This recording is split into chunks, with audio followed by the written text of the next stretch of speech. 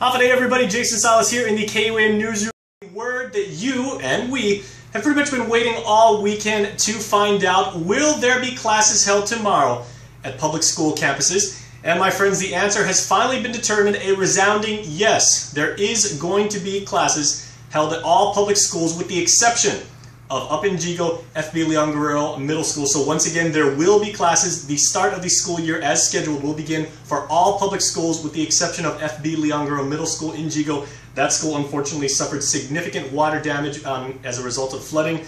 Jon Fernandez, the superintendent of public education, as well as numerous school principals, made their assessments throughout the afternoon after Condition of Readiness 4 was declared, and they determined that FB just is not up to par for the regularly scheduled beginning of classes. So once again, yes, there will be classes held tomorrow for all public schools, with the exception of FBLG Guerrero. You can go to KUAM.com right now and you can download the busing schedule for your village as your little ones make their way to class. Well, throughout the weekend, Tropical Storm Goni approached us, and now fortunately is gone, and it continues to move away from the Marianas. It made its closest point of approach, passing in between Rota and Tinian between 4 and 5 a.m. Sunday morning.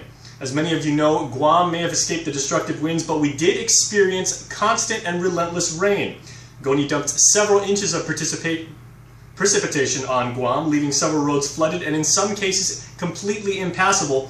We've also brought you many astonishing pictures of flooding, people being stranded, various forms of the flooding that housing such as areas like East Gatanero Road in Yigo on our Instagram, Twitter, and Facebook feeds. You can check us out on social media for those. Once again, they are quite remarkable. Here's some other stats about the tropical storm. 5 expectant mothers did check into the Guam Memorial Hospital over the weekend, and 173 of your island residents checked in to the 3 emergency shelters that were being used again at the public schools.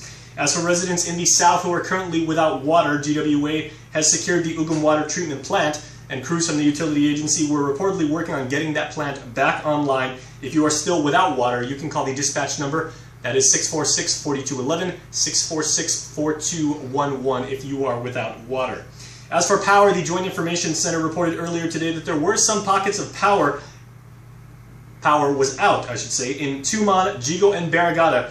The GPA crews were on top of that matter. If you do not have power, the number to call for that utility agency is 475-1472, 475-1472 if you are without power. Once again, the big story at this hour: classes will be held at all public campuses as scheduled, except FBLG Guerrero in Yigo. Once again, check out the busing schedule. You can download it at KUAM.com.